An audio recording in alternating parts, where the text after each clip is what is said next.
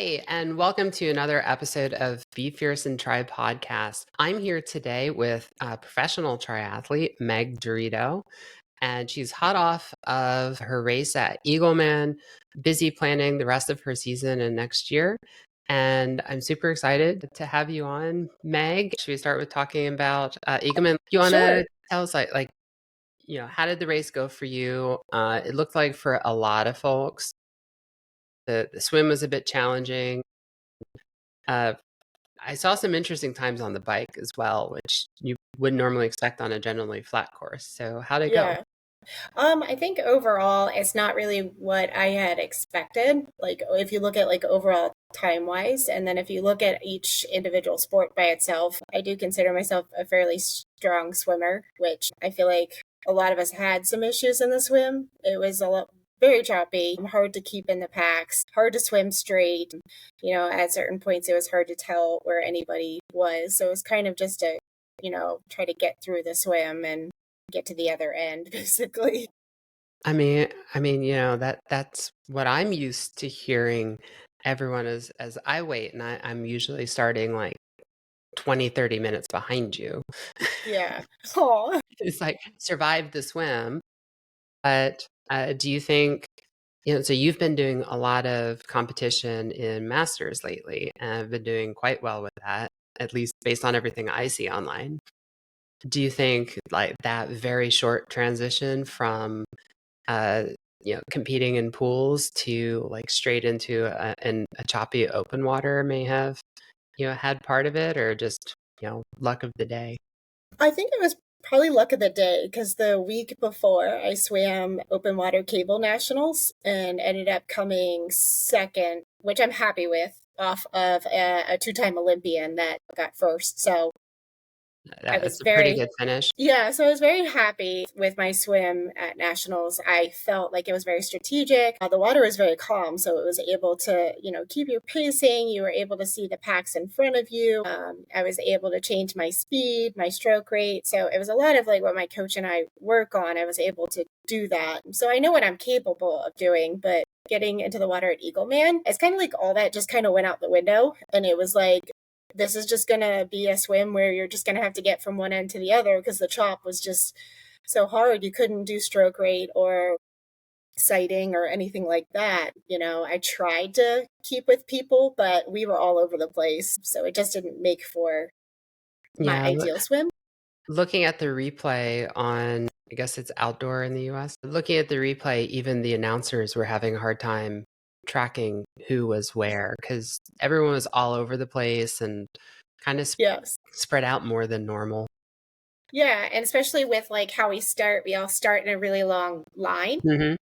And obviously, everybody kind of wants to file in towards the buoys, and that's when you start to form your packs, But when you're fighting that chop and you can't see like where you're going, it's just kind of a hodgepodge, and everyone's like all over the place. So, this was definitely a swim where drafting per se was difficult to do. It's trying to swim a straight line. Yeah, yeah. If you can't find the pack, you have no one to draft off of. No. Um, so any jellyfish things in your swim? Yes, I got stung about 6 times. I Six? think there was actually one that hung a ride on the bottom of my kit because it kept stinging. Wow. Because normally they would sting and then kind of go away. So we Mhm. weren't wetsuit legal. We had to wear swim skins. Right. And what is wetsuit legal for the pros? Anything 71.6 and below. Okay, so four So it was degrees like difference. 70. Yeah, it was like 72 or 73 that day, which I was super happy about. I would much rather swim with a swim skin than a wetsuit. I had some athletes there who were doing their first 70.3 and they were like, "Oh, thank God it's wetsuit legal for them." I just feel like my swims are I have trouble with mobility being in wetsuit, and I feel like I can actually really swim when my arms aren't bound in Hmm. this like big thing of rubber. So I was happy about that. But yes, I did get stung multiple times. Yeah, I feel like you have to with a like full arm wetsuit, you have to work so much harder. Yes, you do. And then I mean, your like body position's better, but you have to work so much harder to move forward. and just mobility with your shoulders too. All right. Swim didn't go quite how you expected, but how'd the rest of the race go? The bike was okay. It was actually a really fun bike. I enjoyed the scenery. I liked being out there. There was hardly any cars. The road was not shut down for us, so we had a little bit of like hesitation in the pro meeting as far as like, which side to ride on, because there was like a rumble strip in the center. Do we ride in on the road part or like the shoulder? But it seemed like we all kind of figured it out. I mean, the bike for me was my nutrition was good. I had fun with it.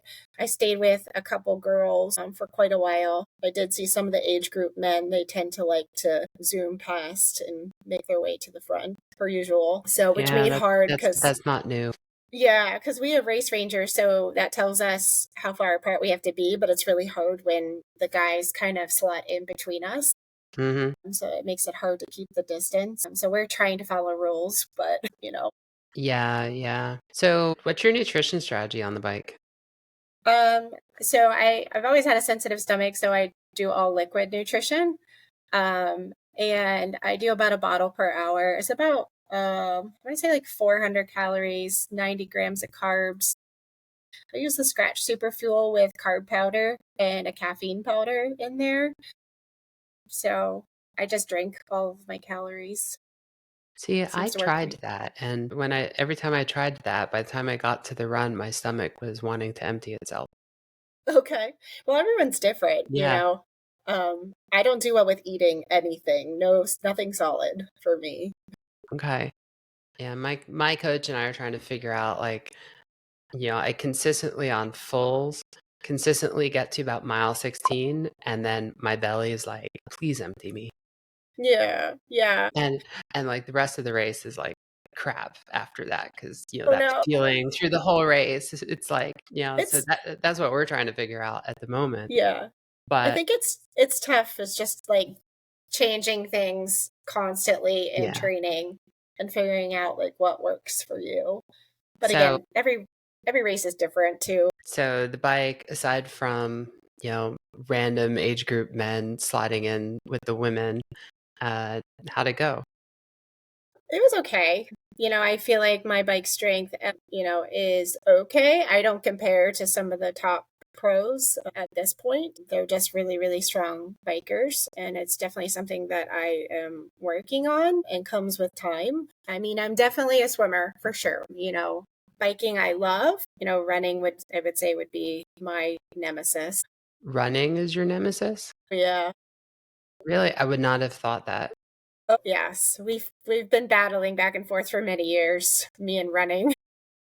So tell me about that. It's funny because when I do standalone races running, I do actually really well and I can place in the top or top overall. Yeah, that's why I'm surprised. I've seen Yeah. your placements in like single sport races, and they're always very good. Yeah, and I think I'm able to keep pacing but whenever it comes to I just have had a hard time trying to mesh that with a triathlon. Because it seems like anytime I get to the run, my pacing doesn't seem to go as planned. It's definitely a lot slower than what I'm capable of. I seem to do better in the fulls.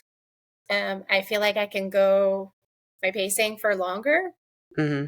So that's definitely my distance. 70.3s, I feel like is still a bit of a sprint, especially when you're comparing to the other girls that are running in the fives and the sixes. Like I'm not there.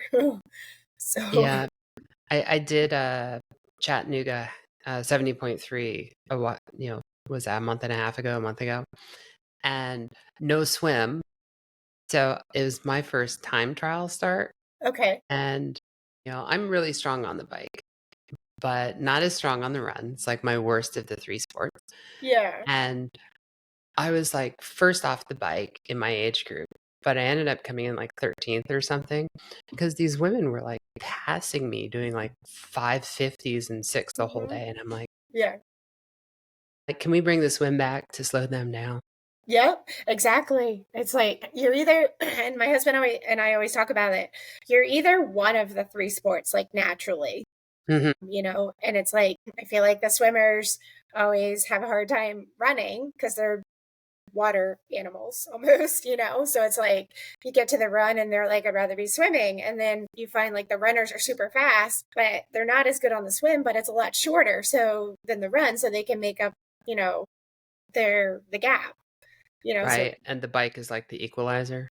yeah, pretty much. It's like everyone I know in triathlon came from either swimming or running. I don't know anyone personally in triathlon who came from cycling, Yeah. My husband came from cycling.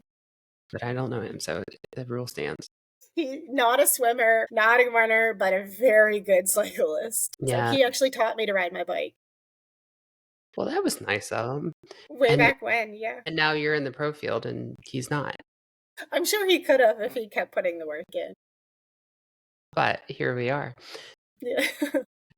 So the run didn't, the run went how the run went. Yeah. Any like reflecting back, if you had to change anything, would you change anything? Wow. Within my control. Yeah. Well, yeah, you can't change the weather Okay. or the chop, but like within your control, like, how you prepared for the race or anything that you did on race day, would you have done anything differently? I don't think I would have done anything differently. I think my training coming up to it has been great. I have been racing a lot in the pool though, and open water. But I would never change that because that's what I like. That is my first love. So I would never give that up. I was happy because my husband was there. He hasn't seen me race in a really long time. He was able to hang out with Reese and cheer for Lucy and myself, although she was a lap ahead of me. Well, So I mean, I wouldn't have changed anything. I was happy with, I mean, yeah, I wish I could have run faster, but I mean, you just live for another day and you just keep working harder, you know? well, and that's what these are, is they all end up being learning events. Exactly, you know, and not I don't think I've ever had a race where I was like everything in that race was 100% perfect. Like that will never happen ever. But yeah, I'd love to see that race myself. Yeah, me too. So, okay, so that went down. The last race you did was at Cozumel, Yeah, in November. and so what's next? Louisville in August. Louisville in August, and that's a river swim, right? I think so, yeah. Or is it lake swim? I think it's a river swim. Yeah. Well, so So, that should be fun and a yeah, little bit warmer. I'm Hope, excited for that. hopefully flatter for you. I mean, I was going to race sooner, and I think the hardest thing for me is I want to race more, but I'm not able to because my kids have such a demanding race schedule that it doesn't allow me to. So So, that's like where I thought we'd spend like a lot of time today is like I'm super busy. I'm a mom, I have two kids. They both have their thing and I have my thing, and I do race a lot. mhm, And I'm like, but I almost have an advantage in that I'm divorced. So it's like there's a completely separate household to like yeah, take care of the kids when I'm doing my own thing, right? yeah. I don't know if I don't think you have that going on, but like how do you manage that balance between like your sporting career with theirs? And your children both, from everything I've seen, look very successful in their own right too. Yeah, I think so.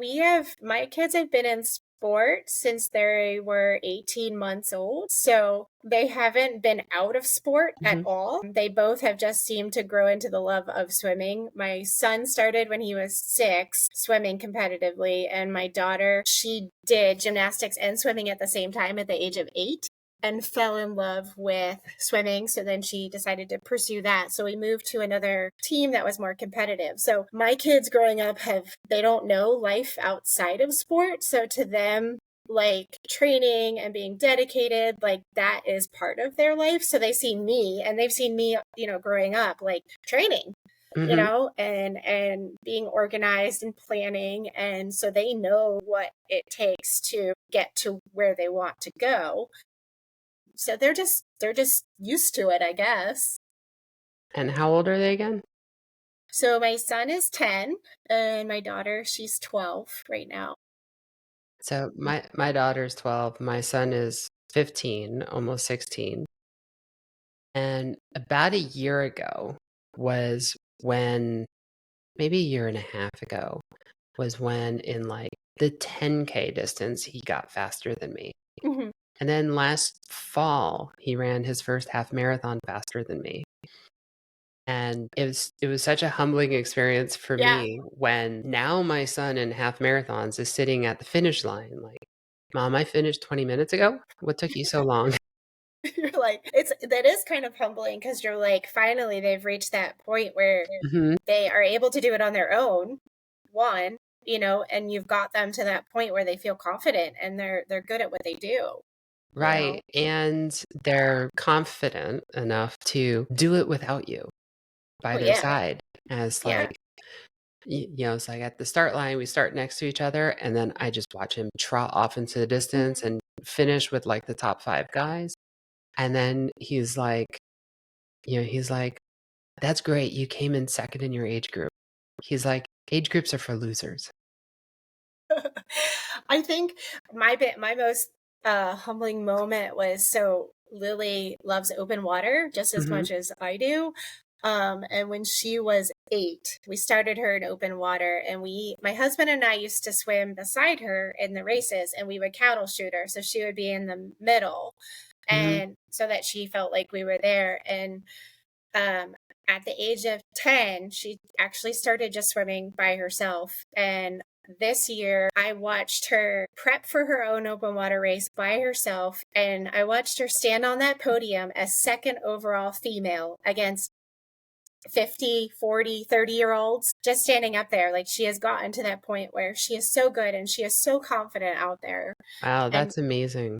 and very talented. But I mean, it's taken years of like swimming with her and teaching her and getting that confidence to be out there Well, it alone. sounds like she has quite a career ahead of her.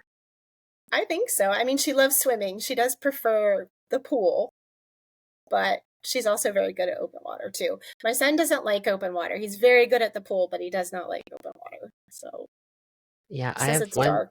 I have one child who loves to be in the pool but has no desire to lap swim.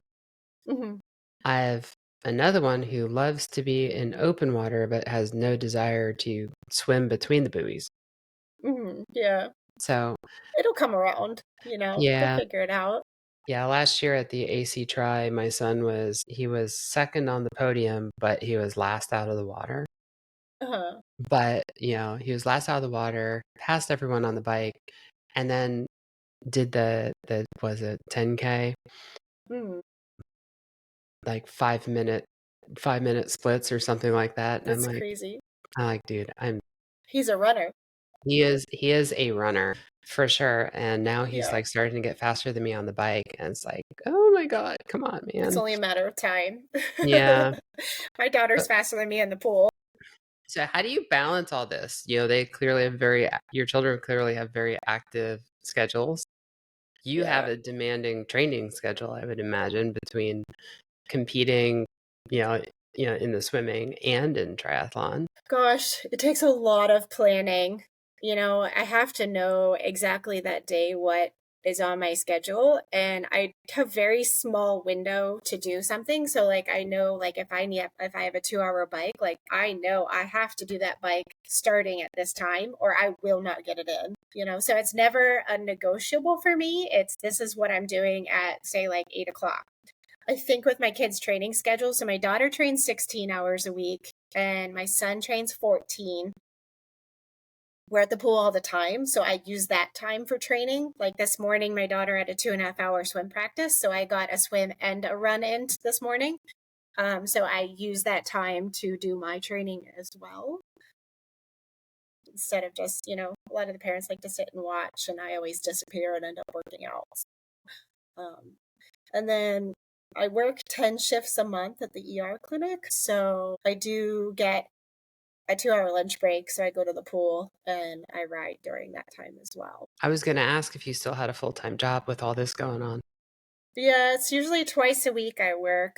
Those are very tough days. I work 12 hours. So It's definitely, but I end up actually waking up earlier because my daughter has practice at 10 a.m. So Hmm. I have a little bit of a gap there. I usually end up doing like mobility or my strength or whatever. Then I get ready for work. Then I go to work and then I swim and then I bike and then I go back to work and then I finish and then I go run and then I come home. So your two shifts are back to back? They can do whatever I want. So they let me pick my shifts. So That's allows me very to, accommodating. yeah, allows me to train and travel depending on the month. So, which is nice. See, I had gotten it in my head that I'm like, hey, if I like start my own business or businesses, then like my schedule will be more flexible. And So, it just turned out that it's more haphazard, not yeah, more flexible. yeah, It's like I yeah, somehow feel like I have less control than I did when I was working a full-time job. And yeah, it took me a few months to realize that. I'm like, wow, bit off like this huge chunk trying to make two businesses like grow. And at the same time, I'm like somehow busier than I ever was. yeah. I mean, it's tough. It's always a juggle, and you have to know what you're doing for that day. We do travel a lot for my kids too, so that ends up being me taking all of my training stuff with us. So you travel with your bike too, Hmm. Yeah, my bike, my trainer, my swim stuff, because but no recent crushed bikes. no recent crush bikes. No, that frame is still down in the basement. I may fix it one day as a trainer bike, but That I remember seeing your post on that and I was like, "Oh my God, that sucks." And it was in a Bike Box Allen too, right? yeah, I was in a bike box Allen and they cracked my chainstay and they didn't really want to pay for even like an eighth of it. Yeah. So track work with me and then of course thank goodness for homeowners insurance too, to try and cover it. So Really? Homeowners covered part of it? yeah, yeah. Because I'll tell you, your incident inspired me to go out and get bike insurance. Yeah, so they say get bike insurance or Mhm. if your homeowner's insurance covers it. So we made like the call and we were like, we checked like 10 times throughout the year. We're like, you still cover the bike, right? They're like, yeah, we still cover the bike. I'm like, okay, just checking. Yeah, our So our agent was like, it should cover it, but we aren't sure because no one's asked yeah, before. then you need, yeah, bike I'm insurance like, for sure. yeah, we're gonna get secondary insurance and Yeah, yeah. and hopefully we're like fully covered. I mean, secretly, obviously I was not happy about the event, but I was happy because then I got to do the colors of my bike the way I wanted it with Project One. So So what was it before? It was it was just a stock color that I had gotten before, which I liked, but when I got it, I was like, it's not bright enough and colorful for me because I like color. And I kind of looked at my husband. I'm like, I like it, but I don't like love it, love it. So when I got my blue bike that I have now, I'm like, I love it, love it. so yeah, I have two Project One bikes, the Speed Concept and Yeah, a Madone that are painted the same. And I'm like, I don't think Trek still does that color combination, yeah, that pastel tie dye. And it's I'm like, cool. if like something happened to one of those two bikes, I'd be devastated at this point. Yeah, you'd have to get something different. And like everyone knows me by the bike Yeah, since I've been riding them for so long. yeah, But now I love the Trek Project One I do kind of too. program. I do too. Now, did you get your name on your bike? No, N- I didn't. Well, I was dealing with the money that homeowner insurance gave me. So all the upsells, I was like, I had to like, because I wanted a lot of stuff. And they were like, oh, I bet you well, you did. have to pay more. Yeah, yeah, yeah. The bike industry is good at upselling. Oh, yeah. Yeah. Yeah, So I was like, it does have a sticker on it that says Dorito, though. It's not the same, not the but same.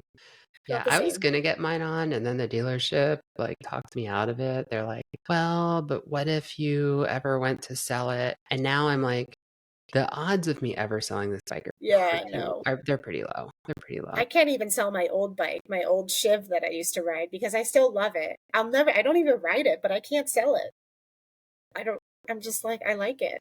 I used to be a long track speed skater, and which explains why I'm good on the bike. We used cycling is cross training. The bike that I used in 2021 is You still have hanging it? on a wall in my garage. Of I can't get rid course. of it. I just can't get rid of it. No, no. And I it's mean, now knowing what we know, it's too big for me. It's a steel frame with a carbon fork, so it's like super heavy compared to the bikes yeah. today, but you just can't get rid of it. I mean, I still think about my very first bike that my husband taught me to ride on. It's an old Cervelo, and I sold it, and I still think about that bike. And I'm like, man, I really wish I still had it, but I sold it.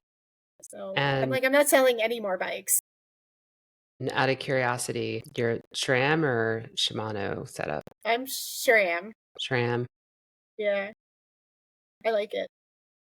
I like it. And the thing I like the most about it is like, you carry a spare battery and like, like you're never going to get stuck.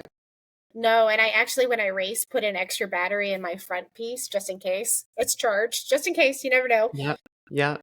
In case. I've actually had at Xterra last year, I had somebody come up to me because my mountain bike also has to have batteries, and they were like, "Do you have an extra battery?" And I'm like, "Well, you came to the right person because I always have extra batteries." Because he couldn't race without it. So So I did once leave the house without batteries. So that sucked. Luckily, it was a very flat course. My now husband thought he was doing me a very nice favor by charging my batteries, and I didn't know it because I had already put newly charged batteries on the bike and didn't even look and walked out of the house with no batteries attached to the bike. So now, like, it's the first thing I look at as soon as I walk out the door. It's like, is there batteries on the bike? that'll always happen at least once. I did Yeah. that a couple weeks ago, trail riding with my son, and I'm riding, and I'm like, "How are you faster than me?" And I look down, and I'm like, because I have no batteries on my mountain bike right now." Just like spinning. You're like, I'm not going anywhere. All right. So I feel much better. No, you're not Thank wrong. you for that. It's not just me. No. Yes, I felt like such an idiot. I'm like, crap. And, at least got into like the middle of the cassette. And yeah, like Yeah, that was it'll fun. always happen at least once. There's always with triathlon so many things that you need.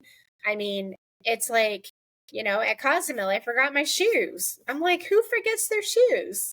So it's like I'm always forgetting something, because I am a person of habit. So, like, I did Hmm. my last bike at home and put my shoes back where they belong, not in my bag, not thinking I was leaving.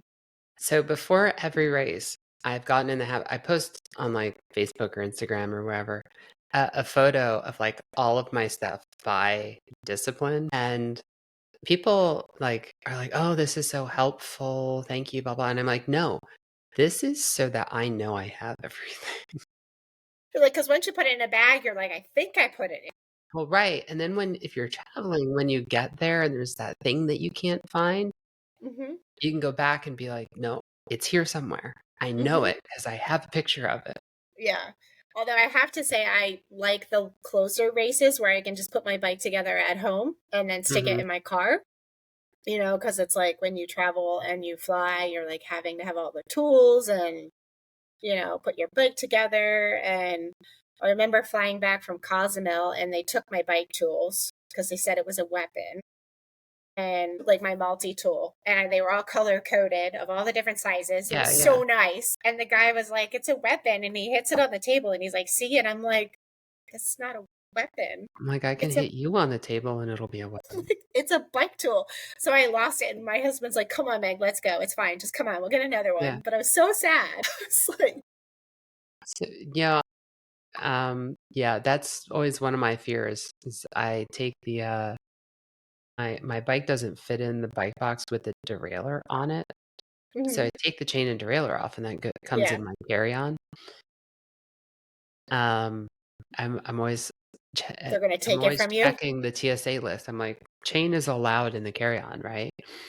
Because you would think that it's a weapon. Yeah. But I mean, if you thought like this guy thought, like, I guess you could use anything as a weapon, it's like, I mean, I had my GoPro stick. Like that's like, I know it's a GoPro stick's like a pretty solid stick. yeah. Yeah. And they let us keep the GoPro stick, which was also in there, but not the bike tools. And it was just like great. That's awesome. So I mean, Yeah, it's disappointing and frustrating, but was that on the way that was on the way home though? that was on the way home. Yeah, it's always something at the airport. So I But hey, love you the, know, it's better to happen on the way home than the way there. yeah, well, if I didn't have bike tools there, I'd be really sad. But Yeah, it's always yeah. something when you fly. So I like the races that I can drive to, which aren't very many. Yeah, I did Texas earlier this year, and I'm like, I don't know how people go and do these races by themselves. There's so much stuff to bring Yeah, with you. and I Between, usually go by myself. yeah, and you try to get like the bike box so it's actually not 50 pounds overweight, Yeah, which with the speed concept is next to hard. impossible. Right. You know, it's the bike with the three wheels that are all set up tubeless. It weighs a ton. It weighs a ton. Yeah. It weighs a ton. I think the closest I've come is like 53 pounds. Oh, that's good. Usually I'm at like 58, 59. But yeah, it's Well, tough when you go by that's yourself. like taking the chain, the derailleurs, the Yeah, everything off the bike and putting that in a carry-on. And yeah, I'm like, I've sometimes they try to weigh the box and you get hit with a fee, and other times it's like yeah. they're like, it's under 50, right? I'm like, yes, yes, it Yes. is. And Thank I you always for had asking.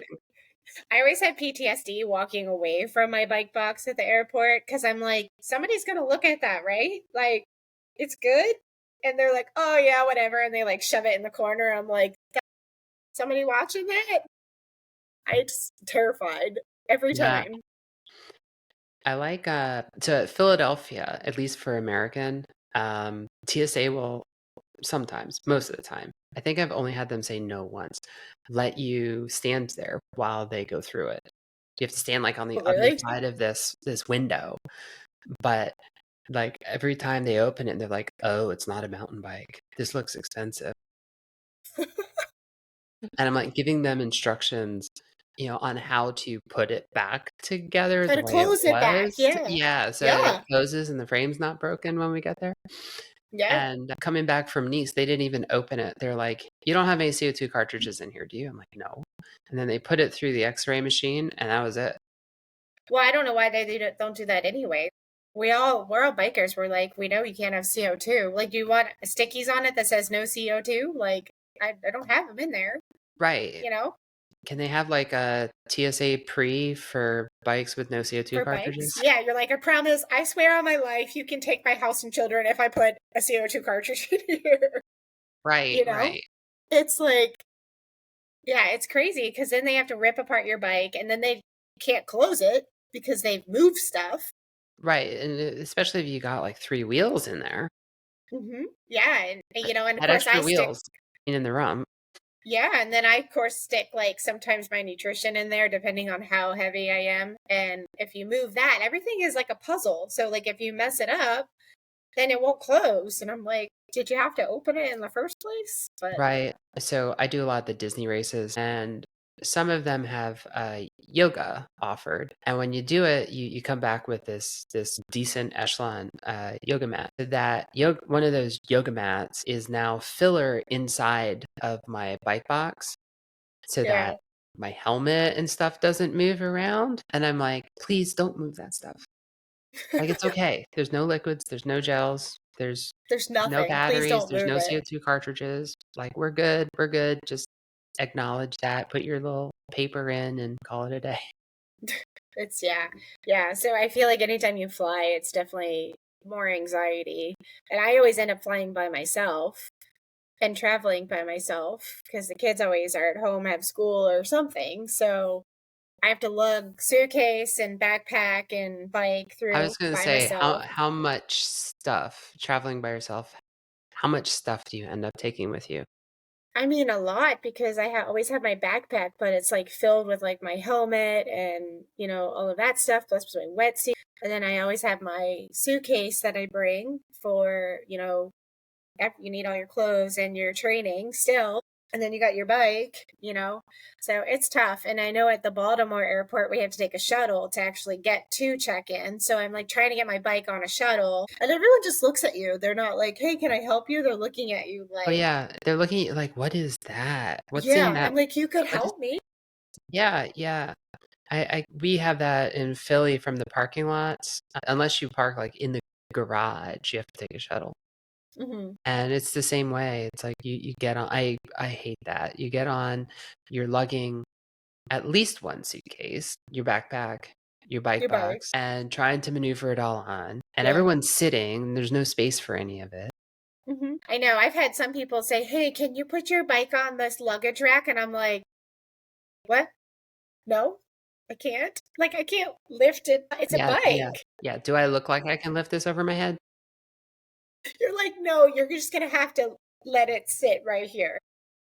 Yeah, where is it? I think it was Texas. I appreciate it on the shuttle. The driver I think it was Texas. The driver held everyone off, took all the there was four of us with bike boxes, took all the bike boxes on, and then let everyone get on. And I'm like, okay, that's at least more helpful Yeah, yeah. than But trying to drag normally, it. And you get one of those wheels over your foot, that hurts. yeah, it's tough. It's tough. So, especially when you're by yourself trying to do all the things, and people are like, "Are you okay?" And I'm like, "Yeah, I'm I'd be more trying." okay if I had help. Yeah, just saying. So, how far in advance of these races do you go out?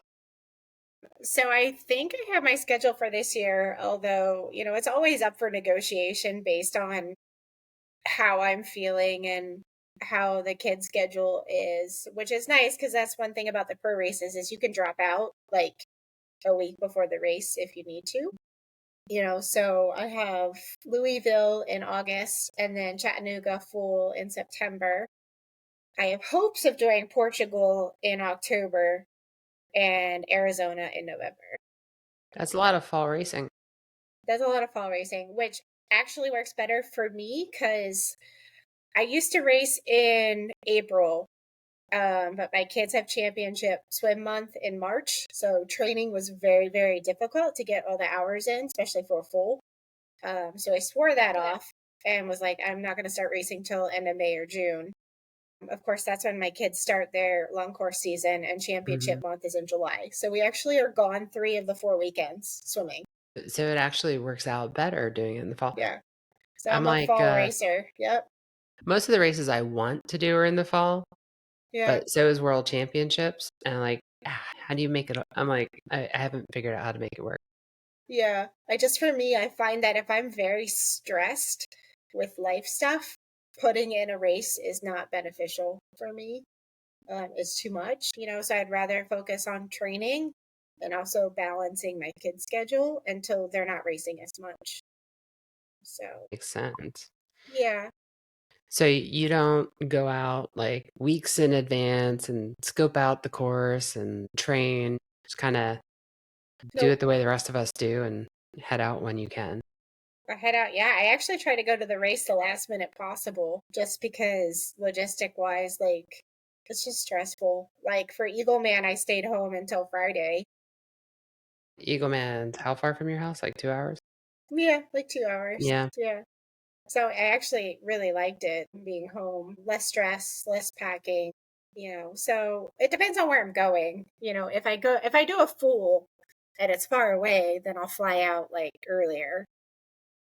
So it just depends on logistic wise, trying to fit everything in.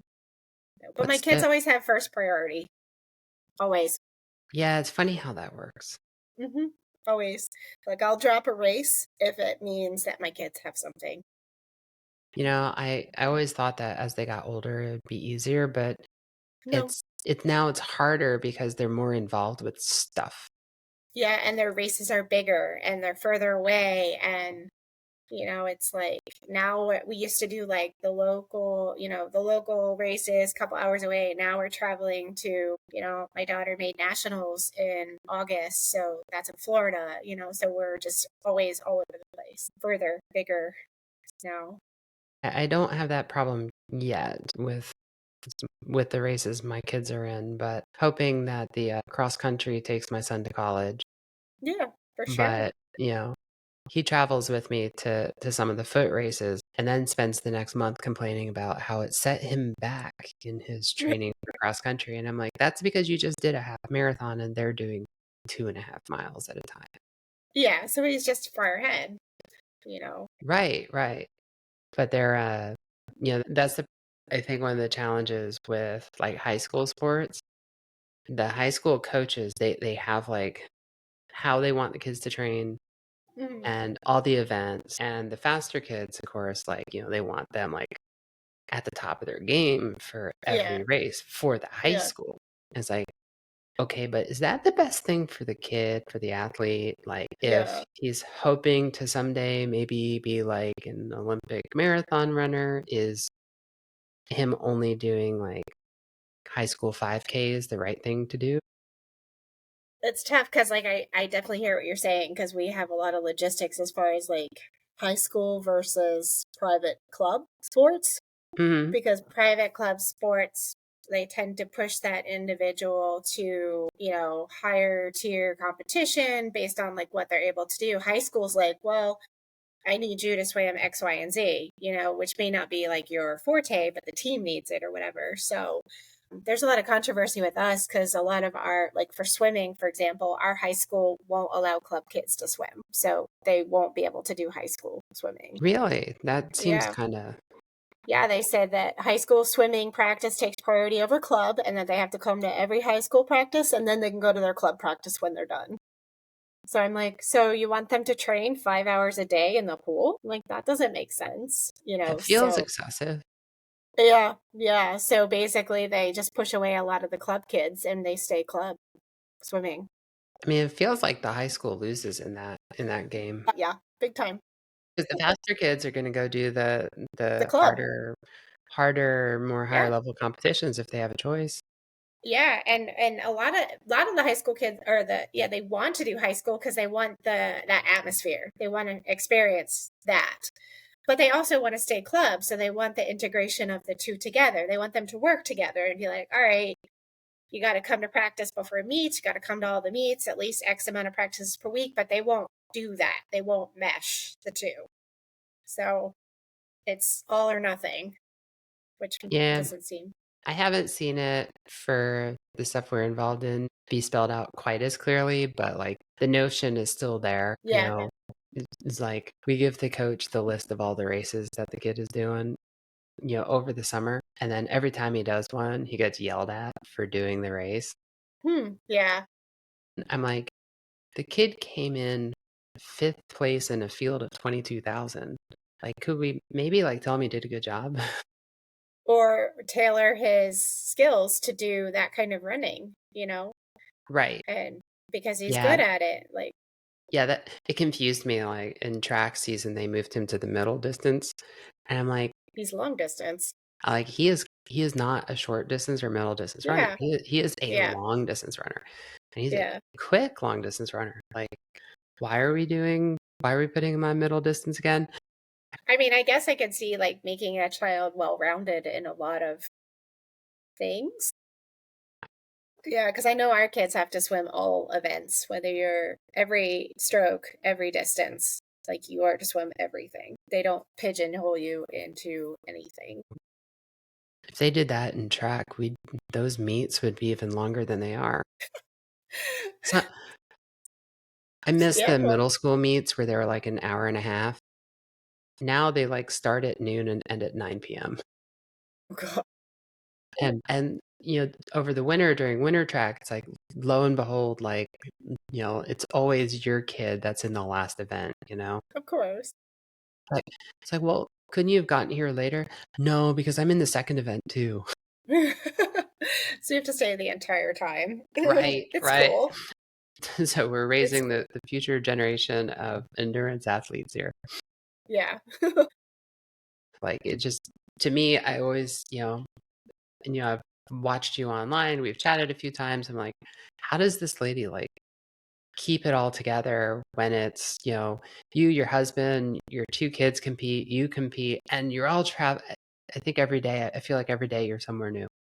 I think the biggest takeaways, my kids always come first, so my schedule and training are scheduled around them. They take top priority. I think it's important to always go away as a family that is non-sports related.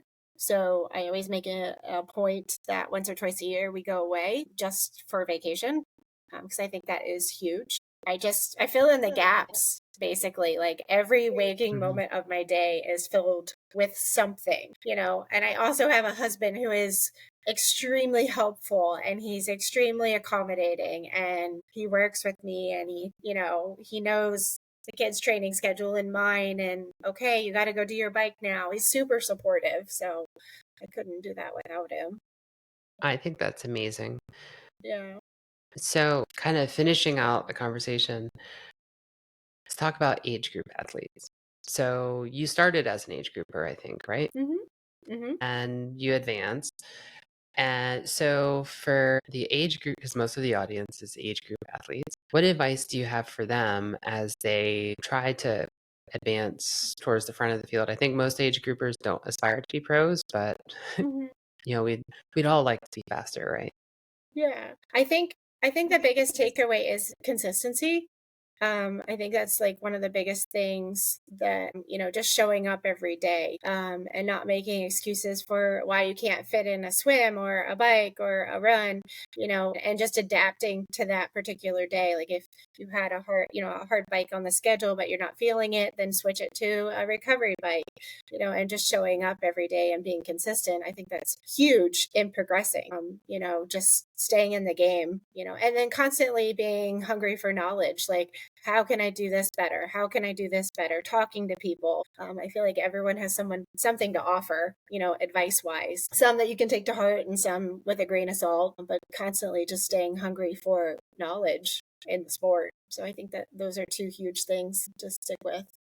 Those are great, great words of advice. Well, Meg, thank you very much for spending the time with me. Yeah, thank Been a you. great conversation, and look forward to seeing you at what was your next race again? We talked about a lot of races. Louisville. Louisville. Louisville. So look Yep. forward to seeing you at Louisville. Thank you.